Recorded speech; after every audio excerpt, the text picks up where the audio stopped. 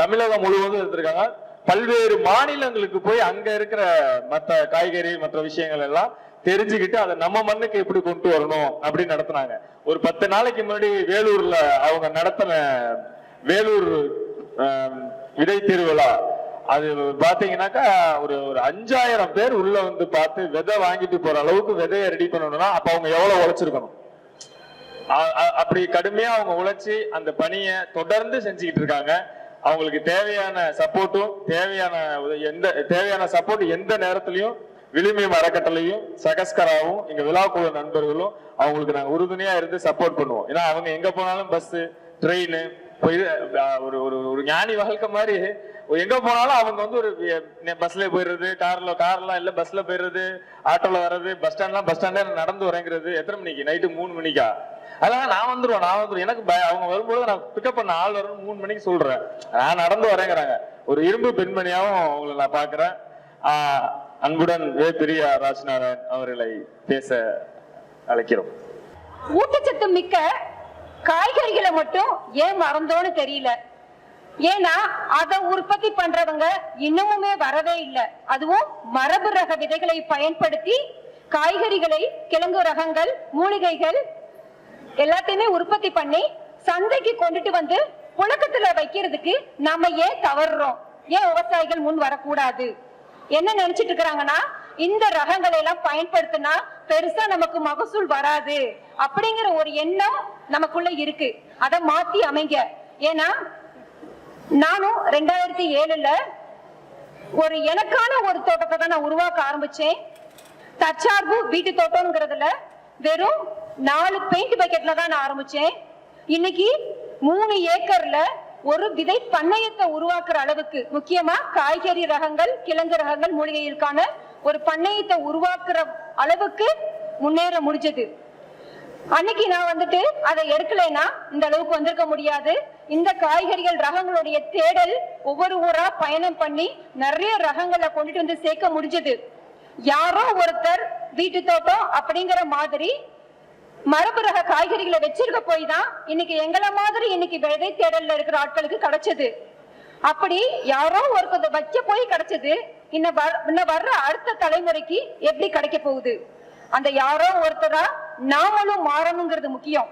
அந்த யாரோ ஒருத்தரா நீ மாறுன்னு அடுத்தவங்களை கை காமிக்கிறத விட ஏன் நாமே மாறக்கூடாதுங்கிற துணிஞ்சு இறங்கினதுதான் இன்னைக்கு இங்க வந்து நிக்க முடியுதுங்க. சோ எல்லாருமே நம்ம நிலங்கள் வச்சிருக்கிறோம், பெரிய விவசாய நிலங்கள் வச்சிருக்கிறோம், எல்லாம் அந்த பணப்பயிர்களுக்கு முக்கியத்துவம் கொடுக்கிறோம். ஆனா தனக்கானதை உற்பத்தி பண்ணிக்கிறது கிடையாது. இதுல எத்தனை பேரு தனக்கான காய்கறிகளை மரபு ரகங்களை பயன்படுத்தி உற்பத்தி பண்ணிக்கிறீங்கன்னா ரொம்ப குறைவா தான் இருக்கிறாங்க. இனிமேலாவது விவசாயிகள் கொஞ்சம் மாத்தி யோசிங்க, வாழ்வியல் முறைய மாத்துங்க. நமக்காக வாழ்வோம். ஒரு சுயநலமா ஒரு தற்சார்பு வீட்டு தோட்டம் அமைச்சு சுயநலமா வாழ்வோம். அது அப்படியே பொதுநலமாக மாறும். 2007 சுயநலமா தான் நான் ஆரம்பிச்சேன். எனக்கான காய் நஞ்சு இல்லாம வேணும்னு ஆரம்பிக்கப்பட்டது. இன்னைக்கு நிறைய பேர் இது மாதிரி நிறைய பேர் சேர்ந்து 1000 ரகங்களுக்கு மேல மரபு காய்கறி ரகங்கள், கீரை ரகங்கள், விதைகளை சேகரிச்சு உற்பத்தி பண்ணி மக்களிடையே பரவலாக்கம் செய்து புழக்கத்துல வைக்கவும் ஆரம்பிச்சாச்சு. ஏன் இது முடியாது? எல்லாம் சின்ன சின்ன பசங்க எல்லாருமே சேர்ந்து அவ்வளவு சிறப்பா பண்ணும் போது ஏன் பெரிய நிலம் வச்சிருக்கிற விவசாயிகள் வரக்கூடாது? தங்களோட நிலத்துல கொஞ்சமா இதுக்குன்னு ஏன் ஒதுக்க கூடாது? ஏக்கர் கணக்குல பண்றோம். ஒரு அரை ஏக்கர், எங்க ஒரு 5 சென்ட் 10 சென்ட் இடம் நம்ம ஒதுக்க கூடாது அந்த மரபரகத்தை காப்பாத்துங்கிறதுக்காக? ஒண்ணு தெரிஞ்சுக்கோங்க, இயற்கை விவசாயம் இன்னைக்கு பண்ணியும் சரியா மகசூல் இல்லைன்னு சொல்றதுக்கு காரணம் அங்க தப்பே விதையில இருக்குது. விதையவே நம்ம சரியா மாத்தாம சரியா எடுக்காம கையில ஏதோ கிடைக்கிற வேற விதைகளை மட்டும் பயன்படுத்திக்கிட்டு இயற்கை விவசாயம் சொன்னா எப்படி முடியும்? விதை என்பது விதை முதல் விதை வரை இருக்கணும், அதுதான் விதை. அப்படி இல்லாதது விதையே கிடையாது. இது பல நிகழ்வுகள்ல நானு பதிவு பண்ணிட்டு இருக்கிற விஷயம். ஒரு விதையை போட்டா அந்த விதையில இருந்து அத பலனை அனுபவித்து மறுபடியும் நமக்கு அதுல விதைகள் எடுத்தோம்னா மறுபடியும் போட்டு எடுக்கும்போது அதே மாதிரி ஒரு மகசூலை கொடுத்து வரணும். இப்ப இப்படிப்பட்ட சூழல்ல ஒவ்வொருத்தருக்கும் மண் சார்ந்த ரகங்கள்ல நிறைய இருக்குது. அந்த மண் சார்ந்த ரகங்கள் எல்லாம் நம்ம இழந்துட்டோம் மீன்ஸ் வழக்கழிந்து போயிடுச்சு. ஏன்? புழக்கத்துல வைக்காததுனாலதான். வைக்க தவறுனதும் நம்ம தான். இப்போ ஒண்ணும் குறைஞ்சு போயிடல. இப்பவும் நம்ம கையில எடுத்தா கண்டிப்பா மறுபடியும் புழக்கத்துக்கு கொண்டுட்டு வர முடியும். அதுக்கு நம்ம தான் கையில எடுக்கணுங்க. அதான் மரபுரகம் நிறைய மருத்துவ குணங்கள் நிறைந்ததுங்க. அதுவே நம்ம புரியாம இருக்கிறோம். பொதுவாவே தாவரங்கள் ஒளிச்சேர்க்கையால ஒரு 4 விதமான சத்துக்களை தயார் பண்ணுது. அது விவசாயிகள் எல்லாருக்குமே தெரிஞ்சதுதான். புரதச்சத்து, மாவுச்சத்து, கொழுப்பு சத்து. சரிங்களா? 4வதா சொல்லக்கூடிய ஒரு முக்கியமான சத்து என்னன்னா மரபியல் ரீதியான தாவரங்கள் உற்பத்தி பண்ணக்கூடிய அந்த மரபியல் ரீதியான சத்து. அந்த சத்துக்கள் எப்போ அது உற்பத்தி செய்யும்னா கண்டிப்பா விதை மரபியல் ரீதியான விதையா இருக்கணும். அது இல்லைன்னா அங்க அது அவுட்.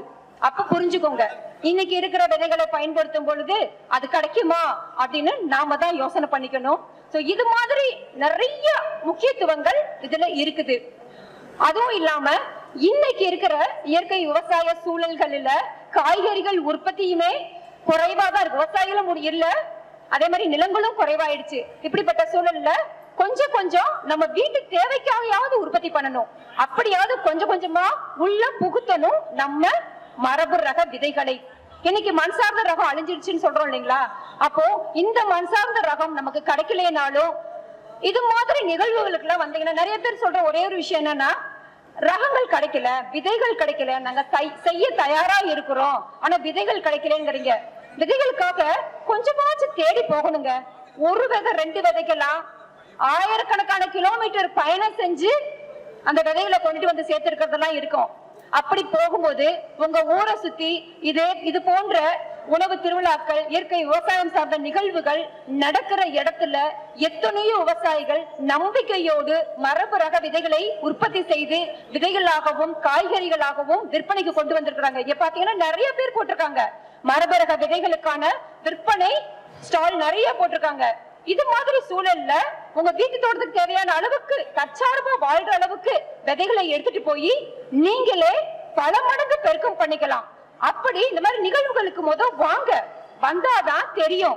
ஆனா எல்லாம் என்ன நினைக்கிறாங்கன்னா, ஒரு நிகழ்வு ஏதோ ஒருத்தர் நடந்தாங்க வர்றதுக்கு கூட யோசனை பண்றாங்க. எங்க ஊர்ல நடத்த மாட்டீங்களா? எங்க வீட்டு பக்கத்துல நடத்த மாட்டீங்களா? எங்க தெருவுக்கு பக்கத்துல நடத்த மாட்டீங்களா? இந்த கேள்வி நிறைய இருக்குதுங்க. ஏன் அப்படி நினைக்கிறீங்க? எங்கேயோ ஒரு இடத்துல ஒருத்தவங்க யாரோ முயற்சி பண்ணி செய்யறாங்க. இப்ப பாத்தீங்கன்னா இங்க விழுமியம் அறக்கட்டளை அஜய் அப்பு சிறப்பா செஞ்சுட்டு இருக்கிறாரு. இந்த மாதிரி ஒவ்வொரு ஊர்கள்லயும் இருப்பாங்க. அவங்களுக்கு சப்போர்ட் பண்ணுங்க. அது மாதிரி ஒன்று கூடுங்க. அவங்க கூட சேர்ந்து பண்ணும் பொழுது இப்படி நடக்கும். இது மாதிரி நிகழ்வுகளுக்கு கொண்டுட்டு வருவாங்க. அதை பயன்படுத்துங்க. அப்ப இங்க நிறைய ரகங்கள் வரும், வேற மண் சார்ந்த ரகங்களும் வரும். அந்த மண் சார்ந்த ரகத்தை வீட்டு தோட்டம்ங்கிற ஆய்வு கொடுத்த ஒவ்வொருத்தரும் வையுங்க. பெரிய விவசாயியா இருந்தாலும் அதுல அந்த ரகத்தை போட்டு எந்த ரகம் 4 கத்திரிக்காய் ரகம் கிடைச்சதுன்னா போடுங்க. அதுல எந்த ரகம் நம்மளுடைய மண்ணுக்கு நல்ல ஒரு மகசூல் கொடுத்து நோய் எதிர்ப்பு சக்தியோட வருதோ அந்த ரகத்தை நம்ம மண் சார்ந்த ரகமா பாவிச்சு தொடர்ந்து அதை உற்பத்தி பண்ணலாம். ஏன் அதை நம்ம செய்யக்கூடாது?